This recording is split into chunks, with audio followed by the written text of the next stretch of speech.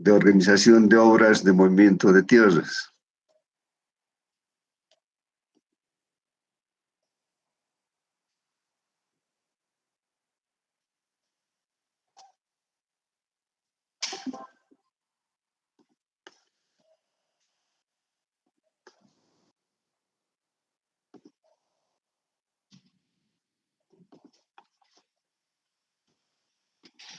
Entonces, ayer habíamos hablado de que cuando llegue el momento de organizar una obra de movimiento de tierras donde haya un uso masivo de equipo pesado, entonces tenemos que seguir un procedimiento que puede ser diferente en cada caso, porque no existe nada escrito que dicte una norma, una regla que diga cómo se debe hacer. Cada ingeniero, de acuerdo a su experiencia, a las características de la obra, va a ver la mejor forma de organizar la obra.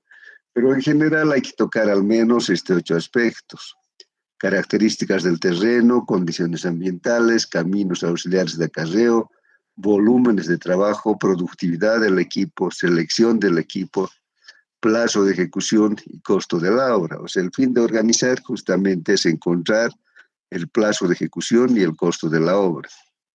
Vimos que en lo que se refiere a las características del terreno, el objetivo principal es compensar los volúmenes de corte, utilizar en los lugares donde hay depresiones, o sea, la construcción de terraplenes. Además, las características del terreno nos van a guiar para la primera elección de máquinas de excavación, si es material de granulometría fina o es un material granular que tiene contenido pétreo, etc. Luego vemos las condiciones ambientales. Principalmente esto está relacionado con el plazo de ejecución. Esto tiene que ver con el análisis de los datos de precipitaciones pluviales, de las temperaturas, la posible existencia de pantanos o de fuentes de agua que por las normas de medio ambiente no se pueden alterar. Eso da lugar a hacer una modificación del diseño geométrico de la vía. Entonces, principalmente nos interesan las precipitaciones pluviales porque cuando son intensas van a ocasionar a que la obra se paralice. Si tenemos lluvias muy intensas y estamos construyendo terraplenes, el material se satura de humedad y no podemos compactar. Entonces, lo que hay que hacer es previamente secar el material hasta que esté próximo a una humedad óptima. Y recién se puede continuar con el trabajo. Eso puede repetirse por varios días. Decíamos que en el caso del valle esto no es preocupante porque las lluvias no son intensas y no tienen tanta duración. En cambio, sí es preocupante en el trópico, donde las lluvias pueden alcanzar en años muy lluviosos incluso 5.000 milímetros. En cambio, en Cochabamba estamos en la 10ª parte, nunca podemos alcanzar ni siquiera 500. Luego habíamos hablado de la importancia de definir o de evaluar lo más próximo posible a la realidad de los caminos auxiliares de acarreo. Esto tiene que ser así porque los caminos auxiliares no son parte de la obra, no nos pagan. Solo van a pagar todos los ítems que están en la vía principal, o sea, excavación, relleno, obras de drenaje, etcétera, pero en la plataforma del camino. En cambio, para ejecutar los trabajos necesariamente hay que hacer caminos auxiliares, ya sea los caminos auxiliares a las fuentes de agua, a los bancos de préstamo, a los vertederos para llevar los materiales excedentes, incluso una vía alternativa paralela para el suministro de combustible, del ingreso de alimentos para el personal que está en campo, etc. Entonces siempre va a haber la construcción de caminos auxiliares. Y como esto no se puede cobrar directamente, lo que se hace es evaluar y luego ese costo incorporar al porcentaje que corresponde a gastos generales. Decíamos que en gastos generales también se considera el costo del campamento, de la alimentación, de los trabajadores y la obra está lejos de la ciudad. Lo mismo los salarios del ingeniero, del topógrafo, de la secretaria, el alquiler de las oficinas, la compra de computadoras, etcétera. Hay una serie de cosas que se utilizan en el proyecto, pero que no tienen una incidencia directa. Entonces, todo esto se puede recuperar en el costo a través de definir un porcentaje de gastos generales. También esto de las conversiones que se dan en los volúmenes de trabajo solamente le interesan al constructor, porque son volúmenes que se van a ir produciendo en el transcurso de la obra. Decíamos, un volumen que originalmente ha sido medido en banco, en su sitio original, a través de secciones transversales de la topografía. Una vez que hemos cortado, hemos excavado, se va a esponjar. O sea, las partículas se liberan, los vacíos se incrementan entre las partículas del suelo y por lo tanto crece el volumen. Entonces, si nosotros hemos excavado 1000 metros cúbicos, por ahí después de excavar, esto se ha vuelto 1200. Y los equipos no van a trasladar 1000 cubos, sino han de trabajar con 1200. Y al revés, cuando estos volúmenes que hemos excavado se han vuelto sueltos y luego en estado suelto hemos llevado a los terraplenes por el trabajo de compactación, que tiene la finalidad justamente de eliminar vacíos entre las partículas y aumentar la densidad, el volumen se va a reducir. Lo que era 1000 se volvió 1200 y por ahí después de la compactación se vuelve 900. ¿Qué? No está bien. Gracias, por favor.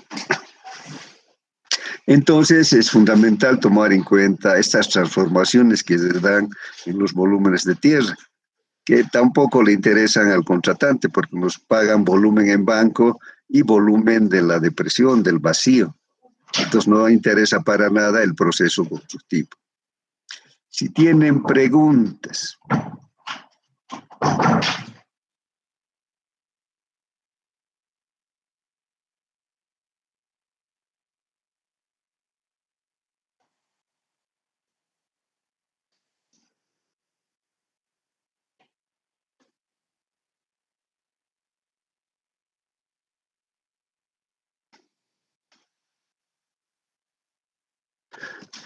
En el texto van a tener esta tabla que ayuda a convertir los volúmenes de banco en volumen suelto o en volumen compactado para diferentes tipos de materiales.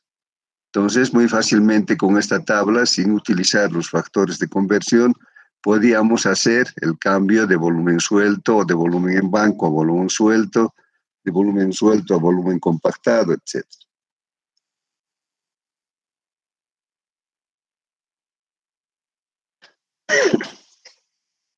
Luego hay que hacer un primer ejercicio sobre la capacidad de producción que tienen las máquinas. Inicialmente solo se hace de la parte de los rendimientos en función de los factores generales que afectan a la productividad de una máquina.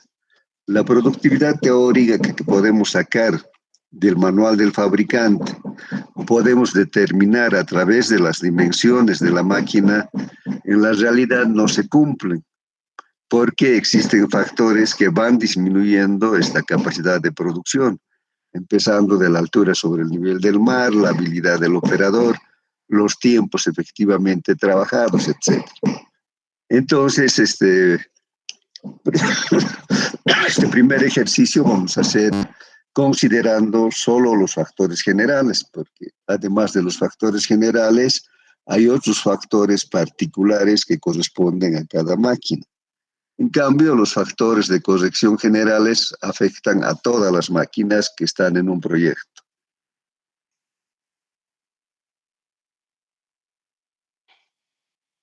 Tenemos el factor de mano de obra. Es un factor que evalúa la cantidad efectivamente de minutos o de horas trabajados por el operador. El operador nunca va a estar sobre la máquina las 8 horas que señala la jornada laboral. Por diferentes motivos, se va a bajar de la máquina, ya sea por razones fisiológicas, para tomar un refresco o finalmente para comer algo. Entonces, el tiempo que se desperdicia en estas interrupciones va a depender de la organización que tiene la empresa. Si es una empresa desorganizada, los tiempos que se desperdician han de ser mayores. En cambio, una empresa bien organizada, los desperdicios de tiempo han de ser mínimos. Entonces podemos decir que si un obrero trabaja los 60 minutos de cada hora, tendríamos un factor igual a 1 y sería una calificación de esta situación como utópico, porque eso no se va a dar en la realidad. Ningún operador va a permanecer 8 horas sobre la máquina, a no ser que sea un robot. Entonces, podemos ver para una empresa organizada que podía trabajarse 50 minutos por cada hora transcurrida. En ese caso, 50 sobre 60 nos da un factor de 0,83. Entonces puede ser tal vez en una muy, muy organizada 55 minutos, pero más de eso no. Luego podemos tener 45 minutos por cada hora transcurrida. En este caso tenemos 40, que ya correspondería a una empresa que tiene muy malos controles. Eso quiere decir que solamente se trabaja 40 minutos por cada hora, o sea, se desperdicia 20 minutos. Entonces el factor, como es 40 sobre 60, ha de ser 0,67. Y finalmente una productividad totalmente baja, una eficiencia de la mano de obra totalmente baja sería 30 minutos por cada hora. Eso querría decir que apenas la mitad de la jornada de trabajo se produce. En ese caso, 30 entre 60 ha de ser 0,5. Luego tenemos un factor general también, que es el factor de eficiencia, que representa la habilidad y la experiencia que tiene el operador. Con la misma máquina, operadores de diferentes calificaciones van a conseguir una producción diferente.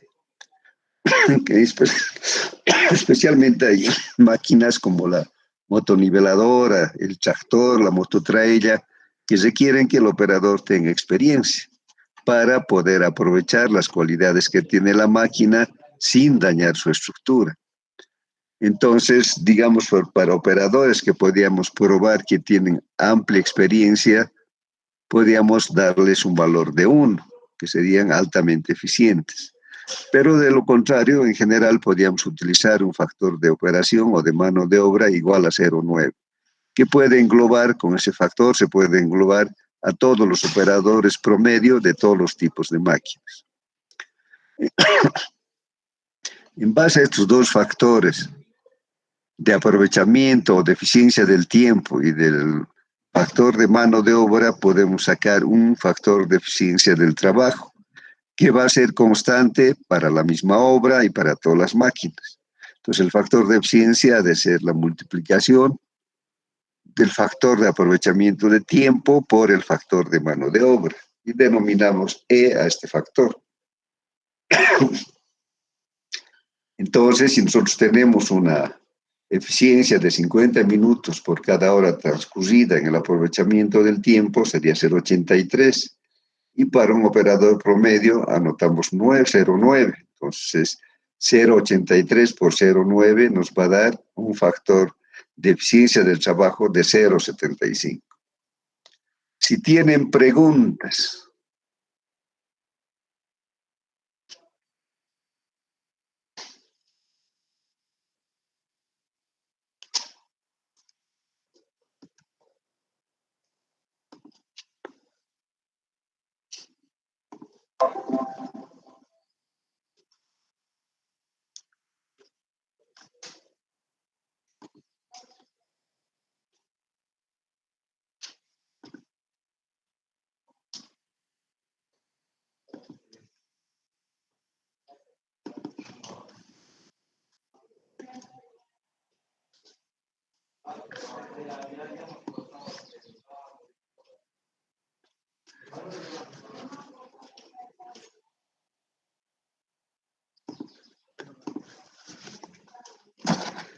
Hay otro factor que afecta a todas las máquinas que están en la misma obra, es el factor de altura sobre el nivel del mar.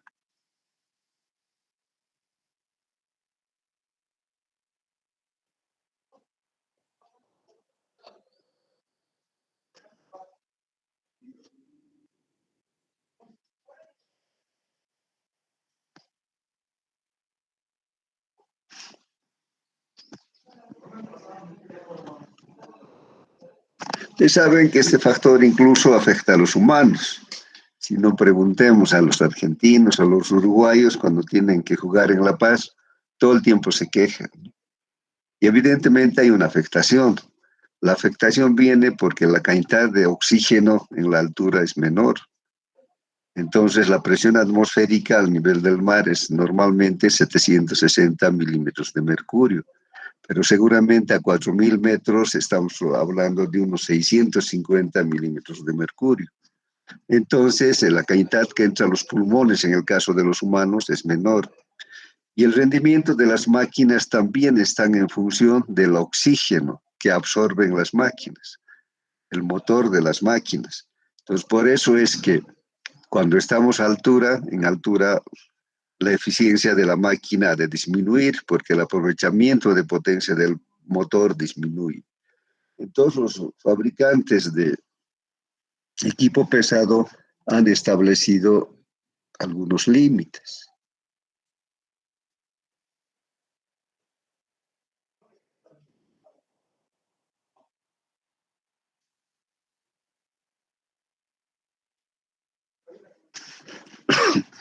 Hasta 1.000 metros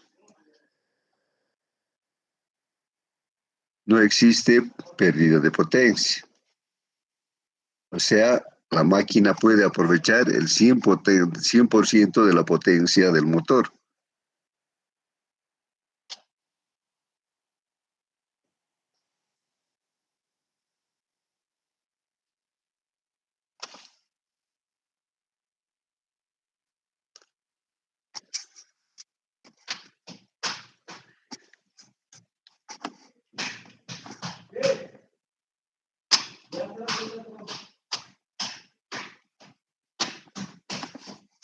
Y a partir de los 1.000 metros hacia adelante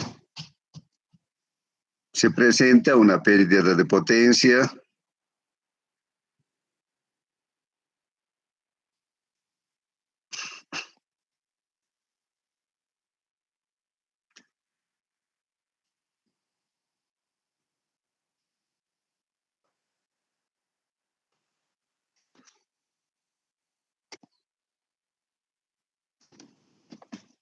de 1% por cada 300 metros.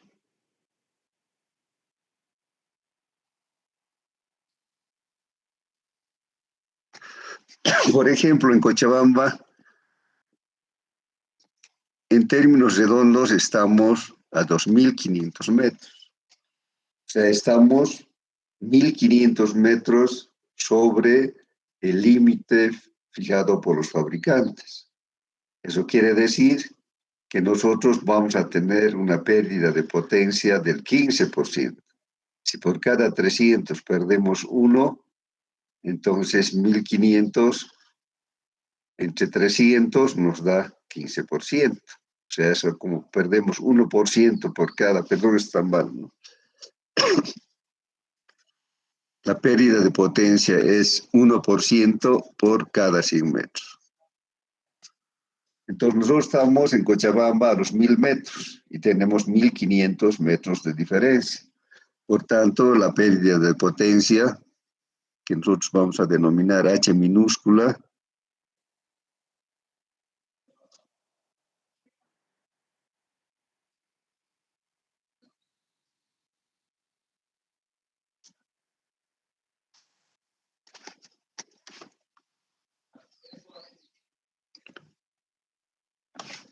en porcentaje sería 15%, en decimales sería 0,15. Entonces, este factor de altura sobre el nivel del mar ha de influir principalmente en la duración del ciclo. O sea, las máquinas no van a poder desarrollar en trabajo la misma velocidad que desarrollaban de acuerdo a la potencia de su motor si se encontraran debajo de los 1000 metros sobre el nivel del mar. Si tienen preguntas.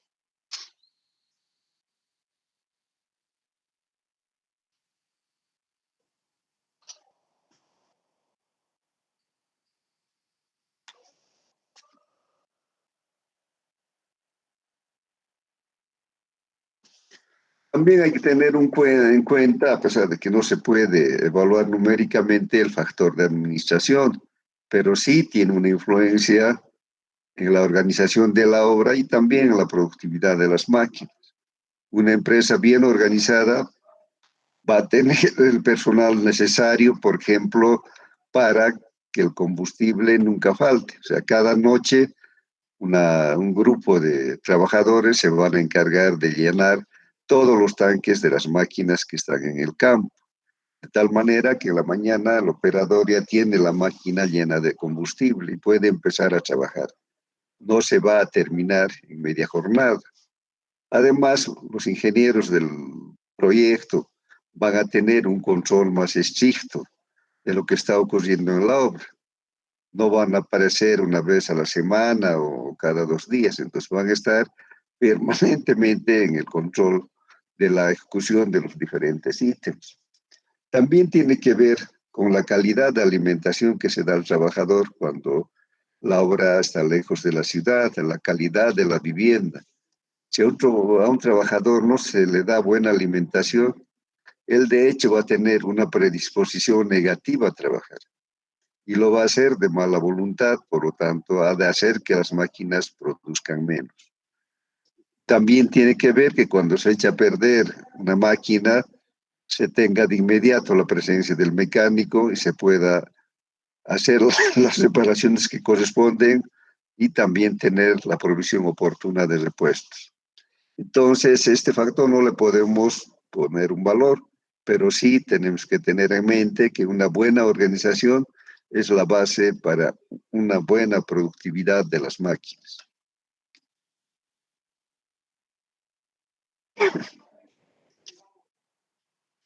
En base a los criterios anteriores, podemos hacer una selección preliminar de equipos. Entonces, lo primero que se hace es determinar o hacer un listado de las máquinas que dispone la empresa. No podemos exigir que se compre o que se alquile máquinas que tenga la propia empresa.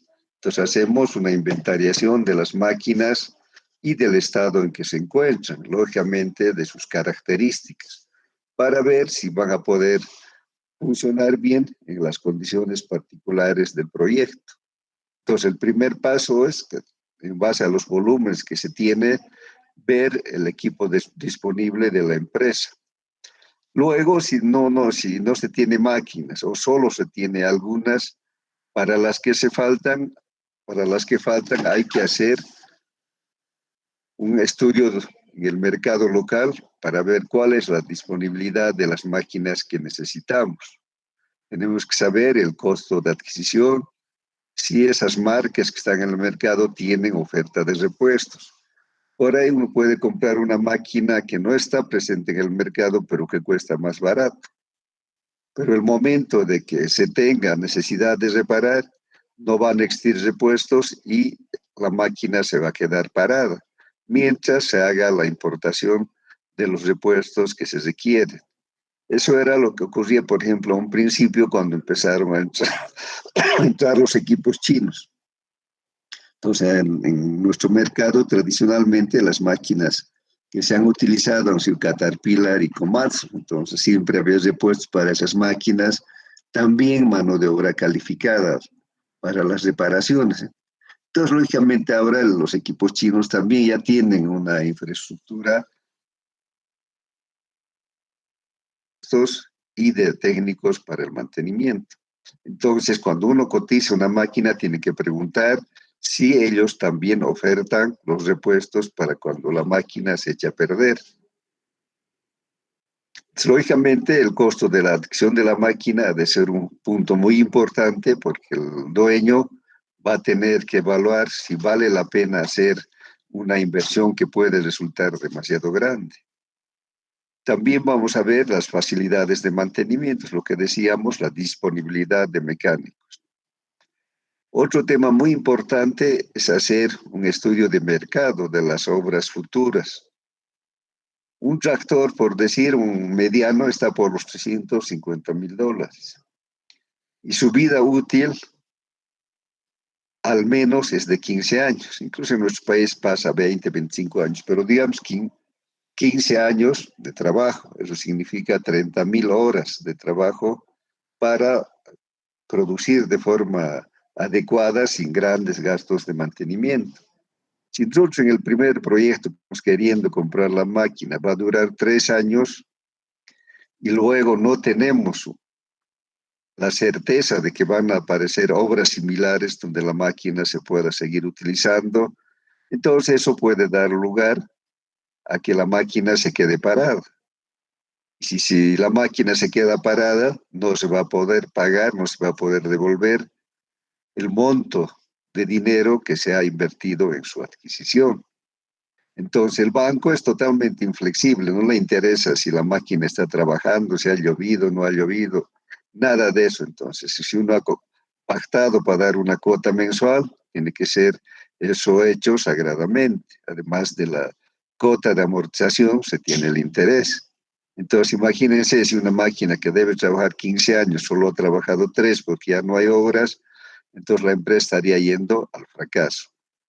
En ese caso, y en nuestro país actualmente esta situación es crítica, hay pocas obras. Y las obras grandes, importantes, en realidad directamente les adjudican a los chinos. Entonces, yo creo que muy poca gente se puede aventurar a comprar equipos, especialmente un grupo importante de máquinas. Entonces ocurre eso y nosotros de todas maneras nos hemos adjudicado una obra, tenemos que ver cuáles son las otras opciones. Actualmente en Cochabamba existen una oferta grande de equipos usados. Si ustedes van hacia Quillacollo o hacia Sacaba, van a ver varios lugares donde hay oferta de equipos usados. Un equipo usado podemos darle una vida útil restante de unos 5 a 7 años, porque normalmente esas máquinas han venido de su origen al menos con 5,000 a 8,000 horas trabajadas. Entonces, para completar su ciclo de vida, por ahí solo falta 7,000. Lógicamente, también su costo es mucho más bajo. Si nuevo vale 350,000, por ahí en usado podemos encontrar en 75,000, $80,000. Entonces, ese monto de dinero ha de ser más fácil de poder amortizar. Entonces, podría ser beneficioso, si no tenemos la certeza de obras similares, recurrir a la compra de un equipo usado.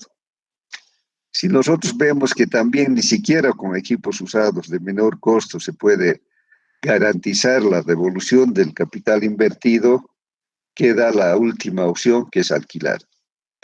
Estos que traen equipos usados, como no los pueden vender de inmediato, también alquilan. Uno puede ir, decir, quiero en alquiler una motoniveladora y en diferentes condiciones y de diferentes facilidades. Entonces, la tercera opción sería alquilar las máquinas por el tiempo que va a durar la obra. Si tienen preguntas.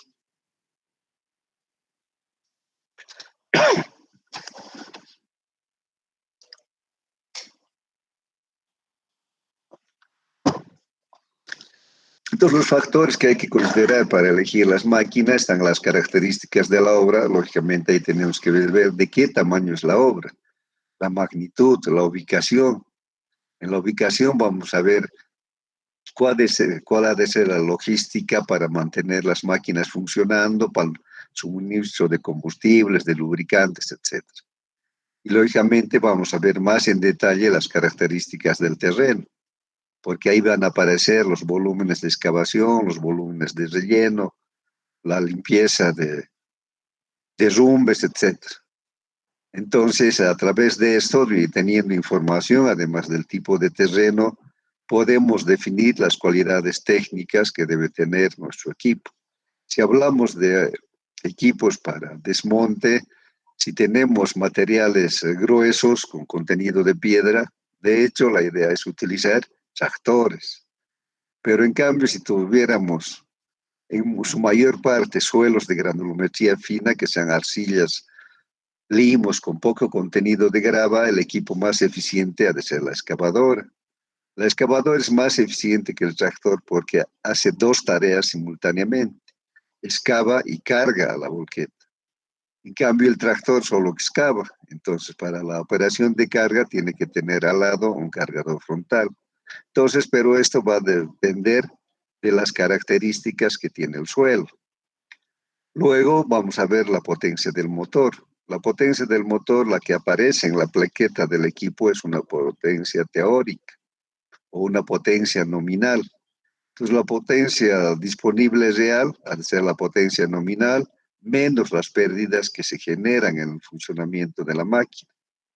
Después de unos años de trabajo, incluso existe el rozamiento interno, que es inevitable. El rozamiento interno de las piezas de la máquina disminuye más todavía la potencia disponible. O sea, esa resta entre potencia nominal y pérdidas va a ir disminuyendo. Y luego hemos dicho, vamos a ver la oferta de mercado. En ese caso, vamos a ver las marcas, modelos, la versatilidad que tiene un equipo. Veíamos, por ejemplo, esas volquetas inmensas que no son nada versátiles. Entonces, en el caso de volquetas, para que se pueda adecuar a todo tipo de obra, no tendrán que tener una capacidad de carga mayor a 20, 25 toneladas. Porque si no, si es muy grande, cuando queramos hacer una obra chica, el equipo ha de resultar demasiado grande. Y eso lo mismo hay que pensar en los cargadores frontales, el tamaño del tractor, etc.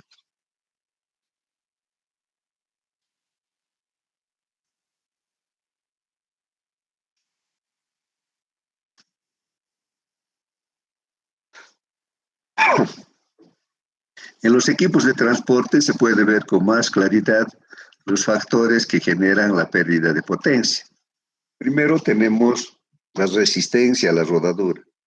El suelo siempre se va a oponer al movimiento de los neumáticos, porque el neumático por el peso de la máquina se hunde un poco. Entonces, como se hunde el terreno, entonces genera ahí un esfuerzo adicional que debe hacer la máquina. Si es un suelo muy suave, muy blando, entonces esa resistencia a la rodadura ha de ser mayor. En cambio, si estamos trabajando sobre una vía pavimentada, esta disminución ha de ser mucho menor porque los neumáticos no se van a introducir dentro del terreno, pero de todas maneras se deforma por el peso de la máquina y para recuperar su condición original se produce ahí un factor que va disminuyendo el aprovechamiento de potencia. Pues la resistencia al rodado va a afectar a todas las máquinas que están montadas sobre ruedas. No así a los tractores de orugas, porque las orugas tienen una característica especial, además los tractores trabajan a velocidades bajas. Entonces no va a haber este problema. Entonces la resistencia a la rodadura para un equipo de transporte que está yendo sobre un camino plano ha de ser igual a la resistencia a la rodadura característica del terreno por un factor al rodado. Perdón, ha de ser igual a un factor de resistencia al rodado multiplicado por el peso bruto del camión, incluyendo la carga. Aquí tenemos algunos factores de rodado. Si el camino es duro y llano, vamos a tener que la resistencia a la rodadura es de 20 kilos por cada tonelada de peso que tenga la máquina. Pero si es firme con ligeras ondulaciones, grava, macadam, etcétera, se deforma por el peso de la máquina, entonces la resistencia a la rodadura ha de ser 32.5 kilos por cada tonelada de peso de la máquina. Si fuera una arcilla dura en malas condiciones, donde se permite la penetración de las ruedas de 2 a 3 centímetros, el factor de rodado sería igual a 50. Entonces, finalmente, si tenemos una tierra muy blanda, que sean basiales, donde las ruedas se van metiendo en el terreno, este factor puede variar incluso entre 100 y 200 kilos por cada tonelada de peso de la máquina.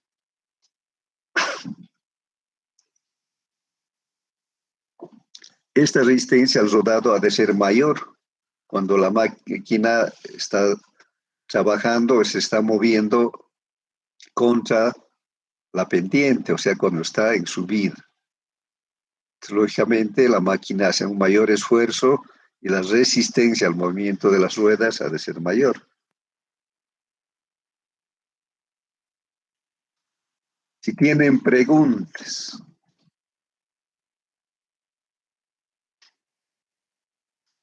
Con todo lo que hemos hablado, lo que tenemos que hacer es determinar el plazo de ejecución. Nos hemos hablado de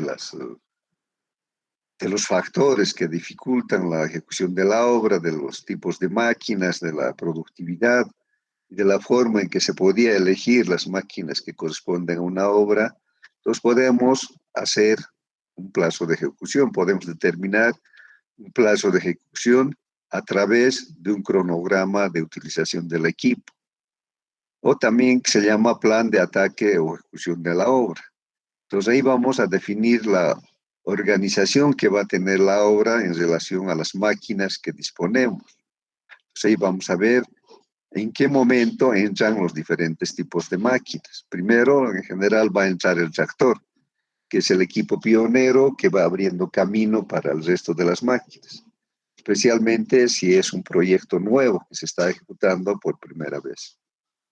Entonces, en base a eso, podemos hacer un cronograma de utilización de equipos máquina por máquina. Y al final podemos ir compatibilizando los trabajos de las máquinas para tener un cronograma de utilización del equipo. Si tienen preguntas.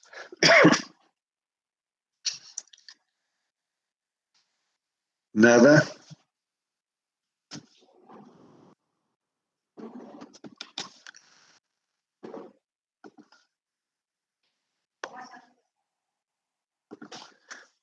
Este fin de semana les voy a poner el texto y alguna bibliografía que vamos a requerir para las otras máquinas. Entonces, para ver el siguiente tema, que ya tiene que ver con la productividad de las máquinas, necesitan tener la información de datos del fabricante.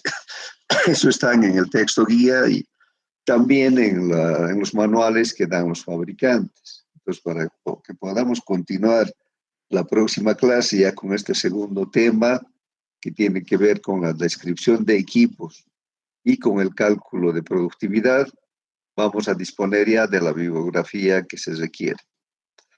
Si tienen preguntas.